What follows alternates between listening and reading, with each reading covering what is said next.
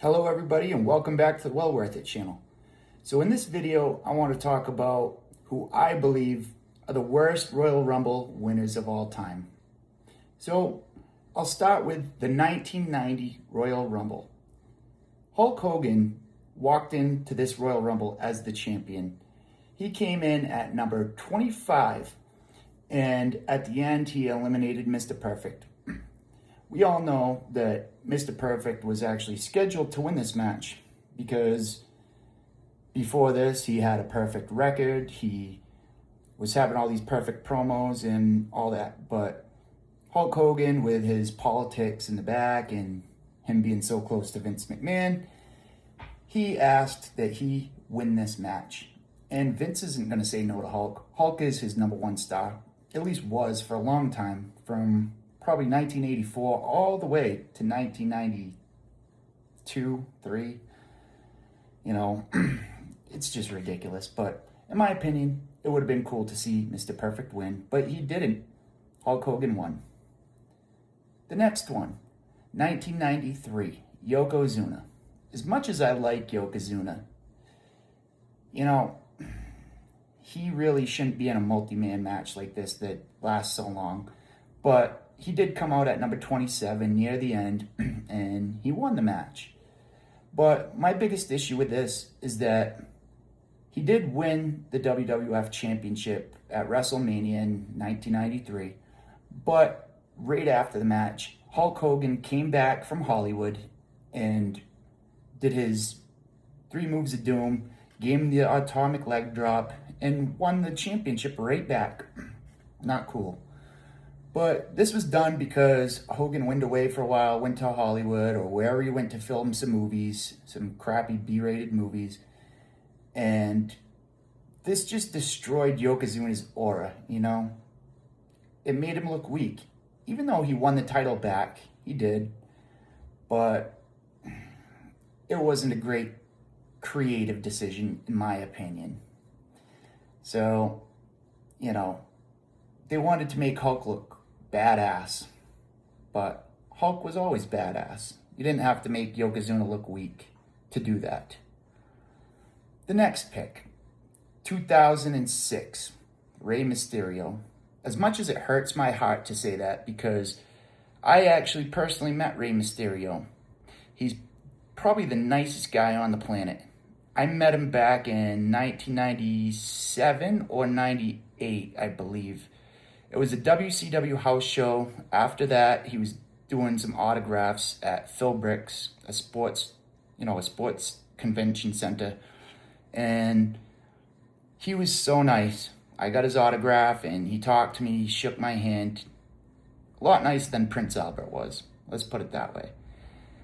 But should Rey Mysterio have actually won this match? I don't know. This happened because Eddie Guerrero had passed away shortly before this, and they wanted to honor Eddie Guerrero in some sort of way. So Rey Mysterio came out at number 2, and he won this match. But shortly after this, he actually defended his number 1 contendership at No Way Out against Randy Orton, and he lost. So I don't think Vince ever saw Rey Mysterio as a top guy or as a world heavyweight champion. We all know that Rey Mysterio found his way into this match. It became a triple threat match with Randy Orton, Rey Mysterio, and then WWF champion Kurt Angle. Rey Mysterio did end up winning this match and held the belt for 112 days. Which was great. Better than his less than 24-hour run as WWE champion. Next, 2011, Alberto Del Rio. This was a 40-man Royal Rumble. Alberto Del Rio came out at number 38. Nobody really wanted to see this, I actually did. I like Alberto Del Rio as a heel. I think he's funny. I think he's good at promos, and I actually think he's pretty good in the ring. Not as good as a lot of these other guys, but in my opinion, he's not half bad. But the rest of the world didn't want to see it. There were so many other people that were a better choice, in my opinion, like Randy Orton or, Wade Barrett. What about Christian? Christian was so underrated, and he never won the big one in WWE. That's wrong. He did, but for a short period of time. He won the World Heavyweight Championship for a very, very short period of time. He never got what he deserved. Not what he deserved, what he earned. That man is a hard worker. I would have liked to see Christian win this match. Or what about CM Punk, Dolph Ziggler, Kane, or even Mark Henry? This was around the House of Pain era. Mark Henry became World Heavyweight Champion a little after this, but it would have been cool to see somebody else win. Next, 2014, the year of Daniel Bryan. Batista ended up winning this match. He came out at number 28, and in the end, the final two were Batista and Roman Reigns, and the fans just started booing. They actually started cheering for Roman Reigns, who was a heel at the time. Batista was the face, and they were just so mad that Daniel Bryan didn't win this thing. He wasn't even in the match. It's pretty crazy, It really is. Rey Mysterio actually returned at this match at number 30, and he was booed because he wasn't Daniel Bryan. I feel bad for Rey Mysterio for that, but it is what it is. The fans ended up hijacking the arena with "We want Daniel Bryan," Bryan, no pay," all those chants. And the crazy thing is Daniel Bryan was there. He actually competed and lost in a singles match against Bray Wyatt earlier in the night. They didn't put him in the Rumble. It's crazy. It wasn't worth it. Definitely not. The next year, almost the same problem. 2015. Roman Reigns comes out at number 19, and he wins the match. Just like the year before, all the fans wanted was for Daniel Bryan to win this thing. And again, he didn't. Daniel Bryan came out in this match early on. I believe it was at number 10, and he only lasted 10 minutes and 36 seconds before he was eliminated. Pretty sad. As soon as that happened, the whole crowd went wild. They were pissed. I don't know. Roman Reigns probably should have won that, in my opinion, if not Daniel Bryan. But that's okay. Let's get beyond that. Next, 2018, Shinsuke Nakamura. Now, this is another one that hurts because I like Shinsuke. He's an excellent wrestler. Great technician, king of strong style, the whole 9 yards. But he came out at number 14 in this match, and he was new to the United States audience. He has had a long career. He's a veteran, and he did a lot of these years in New Japan.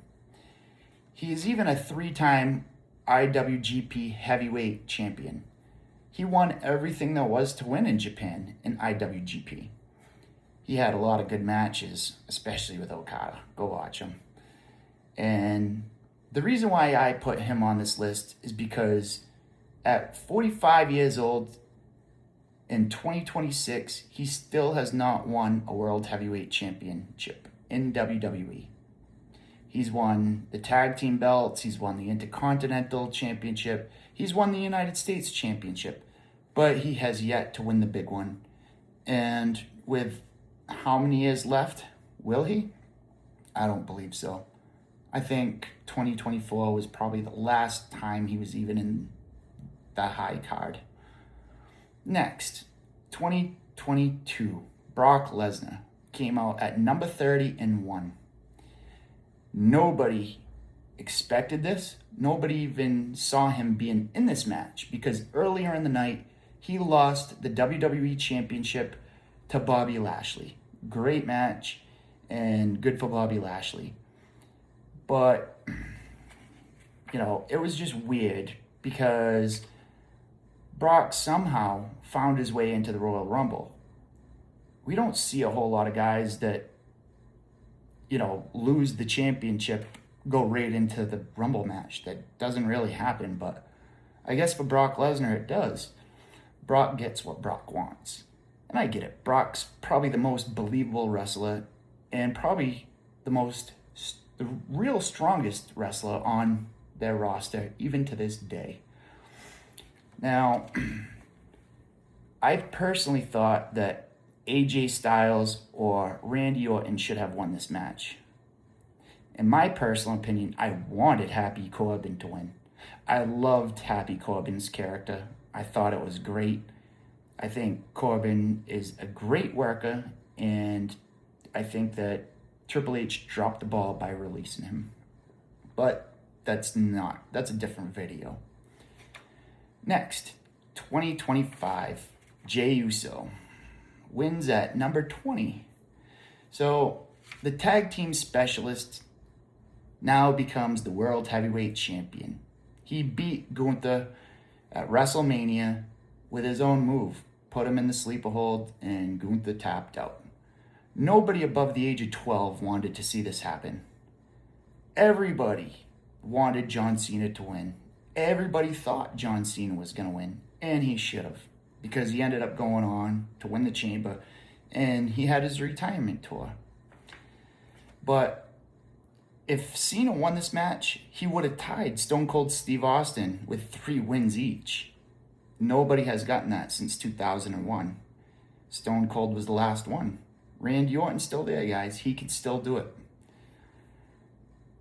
2026, Roman Reigns comes out at number 26. Nobody really wants to see a part-timer win. And everybody, including myself, thought Braun Breaker was going to win.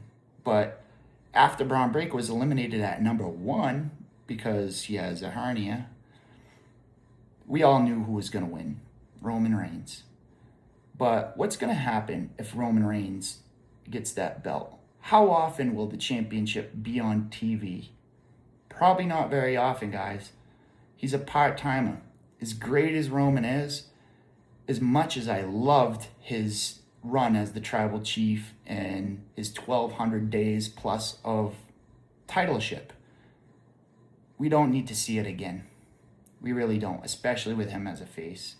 He was much better as a heel. So guys, what do you think? Do you agree? Do you disagree? Who do you think are the worst or the best Royal Rumble winners of all time? Like, follow, and subscribe. I hope that was well worth it.